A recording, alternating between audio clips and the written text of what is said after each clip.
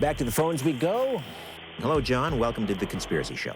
Yeah, I saw a plane go overhead and release a chemtrail, and there was this black stuff falling out of it and dribbling down out of the sky, because we do realize this is about population control. You know, this touches my heart because I've done a lot of flying. I've had on my website a picture of the inside cabin showing the tanks of the chemtrail sprayers. When it comes to the United States being a participant in inflicting chemicals and stuff on one of their closest allies, I just don't buy that. All right, thanks for the call. Welcome to The Conspiracy Show. My name is Richard Syrett. We've all seen those strange patterns of white plumes crisscrossing the sky. They usually trail jet aircraft. But are they simply harmless emissions, mostly water vapor? Or is there something more sinister afoot? Minnesota, Kansas, Oklahoma. There's NASA programs, there's U.S. Air Force in here, all talking about weather modification. Tonight, we'll meet several researchers who contend that these white plumes are in fact chemtrails that contain dangerous levels of heavy metals designed to control the weather and perhaps control human population. One can only conclude that this may be part, or in part of a depopulation agenda. So it's concerning to many people who are aware of this issue.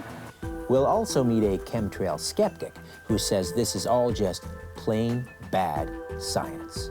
Tonight, our mission is to investigate these claims and follow the truth wherever it may lead. It is time to redefine reality.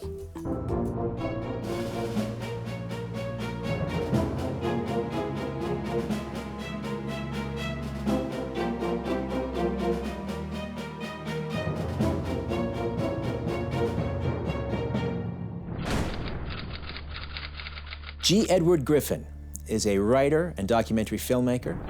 Michael J. Murphy is a journalist and political activist from Los Angeles, and they are co-producers of What in the World Are They Spraying? What is your definition of a chemtrail, Edward? A chemtrail I'll define as being different from a contrail, because I think it's essential to start with what a contrail is. A contrail is a normal phenomenon. It's just vapor, water vapor, that trails behind airplanes, comes out of the exhaust of their engines. Now there's such a thing as persistent contrails. One, air's got to be cold, and secondly, the air has to be extremely humid so that the moisture doesn't evaporate into the air, and so it lingers. Now, chemtrails are totally different because these occur in warm and dry air. But these chemtrails are loaded with chemicals. They're loaded with heavy metals. We know that there's a lot of aluminum and a lot of barium and a lot of strontium, among other things. You've heard all the skeptical arguments, I'm sure, but one of the things that they're saying is that at least traces of high-altitude barium would be present simply for use in wind tracking experiments. How do you respond to that? Well, to tell you the truth, Richard, I put that in the same category as the aluminum on Mount Shasta is coming from the bottoms of skis. Michael, how would you distinguish chemtrails? We see complete cloud cover, and a lot of people experience adverse health effects, burning eyes, shortness of breath. We know that barium causes high blood pressure, lowers our immune system, and what's amazing, during these days, any emergency room doctor who is aware of the aerosol spraying will tell you during heavy spray days, emergency rooms are packed. I'm here in Redwood Valley, California, to speak with Rosalind Peterson. She's the president of the California Agriculture Defense Coalition, which was formed in 2006. Its intent was to protect farmers and crop production from experimental weather modification, atmospheric heating, and geoengineering. I'm here with Rosalind Peterson, president and co-founder of the California Agriculture Defense Coalition. Rosalind, welcome to The Conspiracy Show. Well, thank you very much. It's a pleasure to be here today with you.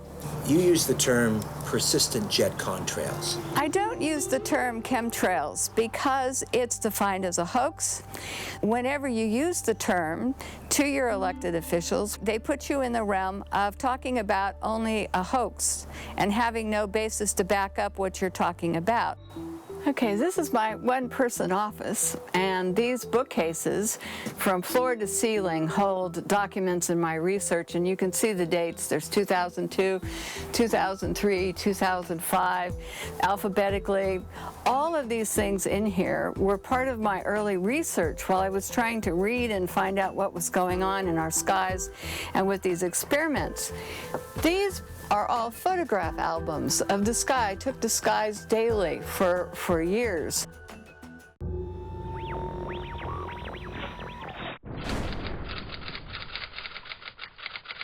Dave Thomas is with us. He's president of New Mexicans for Science and Reason.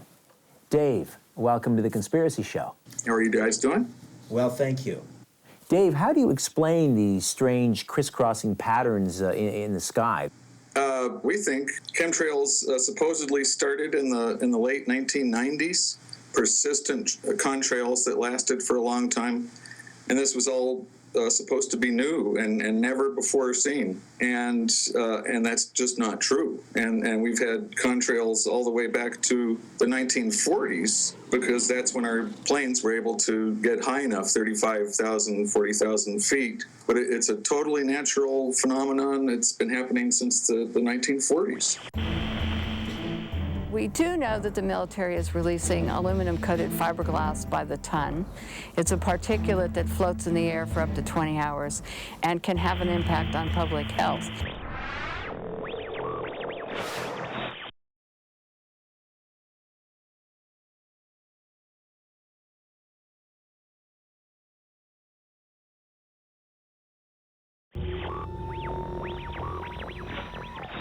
Why are they attempting to modify our weather?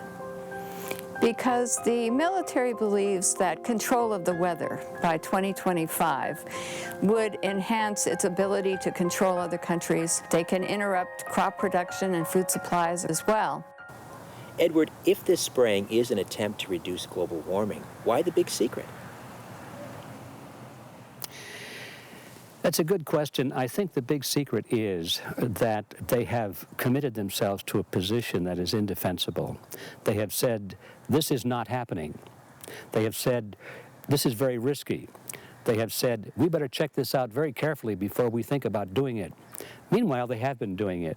Is it possible that there's something more nefarious going on, part of some depopulation agenda?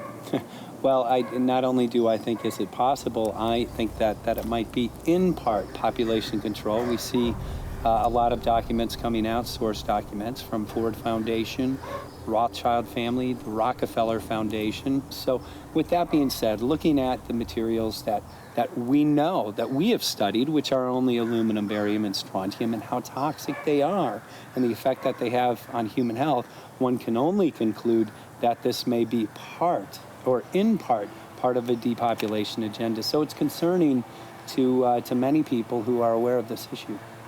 I'd be very suspicious of any declaration like that, and I certainly look. The first suspect I would look at, the person holding the bloody knife in their hand, so to speak, is dirt. There's aluminum in dirt, and the wind blows the dirt into the air, and you've got aluminum in the air. We do know that the military is releasing aluminum-coated fiberglass by the ton. It's a particulate that floats in the air for up to 20 hours and can have an impact on public health. We do know that the soot and all of the combustion from jet fuel emissions burning is highly toxic, and it's polluting our atmosphere in a worse way than what's happening from other sources, even our automobiles. And I brought this out so that you could see some pictures of some brown clouds, so that you would realize that we're not just seeing white clouds, but we're seeing this white haze and these brown clouds that are created. And it's really odd when you see them because they're so different from our beautiful white clouds. How is human health being affected by this spraying? Well, human health is greatly affected. During the film, we interviewed a lot of healthcare professionals, including a physician whose specialty is aluminum, and she was deeply concerned about geoengineers' plans and proposals because aluminum is accumulative in the body, and what that means is over time, if we're constantly inhaling that, it will tend to build up, and it will block natural systems. We've seen a dramatic increase in aluminum-related illness, and we know that it's been linked to Alzheimer's. And here in LA County, within a 10-year period, we've seen over a 200% increase in Alzheimer's alone. We're seeing the presence of aluminum particulates in the soil or the water or in the air. Do you think it's possible? Barium, too. Barium. Do you think it's possible that there is... And when people, get these samples, say, of rainwater or whatnot, and have them analyzed, and they find barium, that's because guess where you find barium? In dirt. And it's also in smokestacks. When you burn coal, it comes out of the smokestacks. So there's barium in the atmosphere. So there's a lot of things in this country that's going on and around the world that's taking place that most people don't even know about. Minnesota, Kansas, Oklahoma. There's NASA programs, there's U.S. Air Force in here, all talking about weather modification. Okay, let me do this. There. Now, that's one of my photographs that you can see here that I put online so people can see it. You can see that there's this half circle here, and then there's another V shape here, and I don't know if you can capture it, but there's some color experiments right in there going on. So what's happening is these experiments we're starting to feel the byproducts of because the chemicals that they're using are starting to come down to Earth, and we're breathing them as particles where they're getting into our water and air supplies. Public health has started to decline and asthma has started to increase, and I think that that's something that's really important to know. The fact that these guys are blundering and they're messing up the planet and they're causing huge health problems for mankind, and these things may never recover.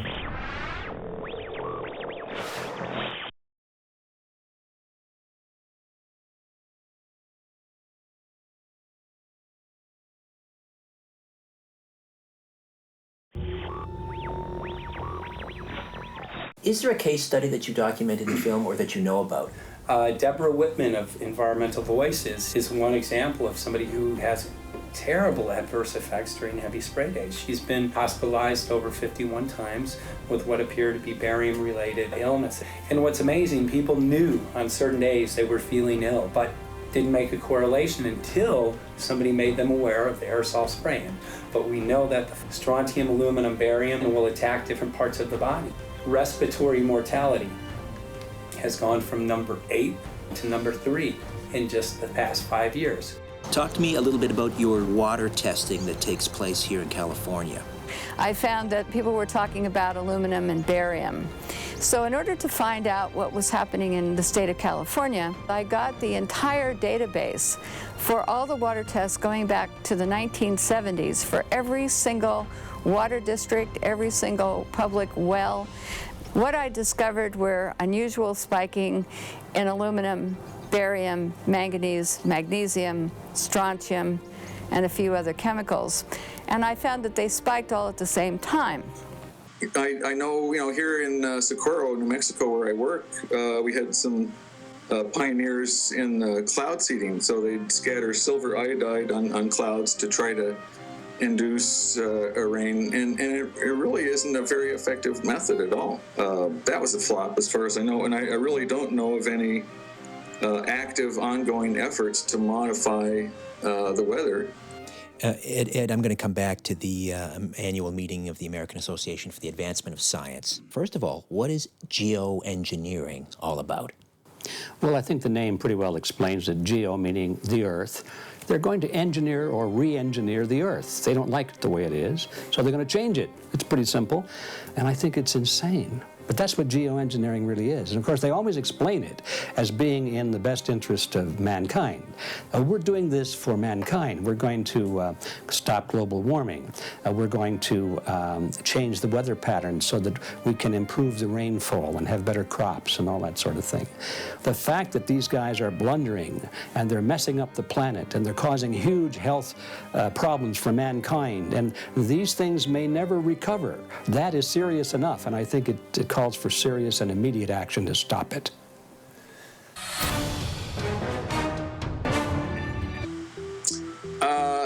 Here in America, you know, we have, in more than most countries, this sort of whistleblower spirit. And where are the whistleblowers that are actually, you know, talking about these programs? So I think if there, you know, was a nefarious plot, somebody would have blown the whistle by now. A Professor Rosenfeld was here speaking at an EPA meeting in 2003. He's from Israel, and he's done a lot of research on clouds. And he made the astounding statement back in 2003 that most of the clouds we see are man-made clouds. They're not real from fronts and evaporation and different things happening. It was stunning to listen to him. And Professor Gregory Benford from the University of California at Irvine, he stated in an interview that you can take a little barium and a little aluminum and you can create fluffy white clouds. How would aerosol spraying of aluminum particulates forestall that?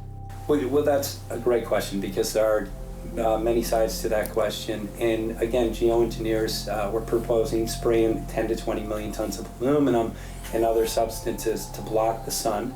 But to answer your question, how would that cool the planet? Well, that's debatable. Do I believe that that is the true agenda? No, I do not. I believe that there are many different agendas hidden under this umbrella. 7 years ago, a test was taken on Mount Shasta, and during that time frame, the levels have increased up to 50,000 times.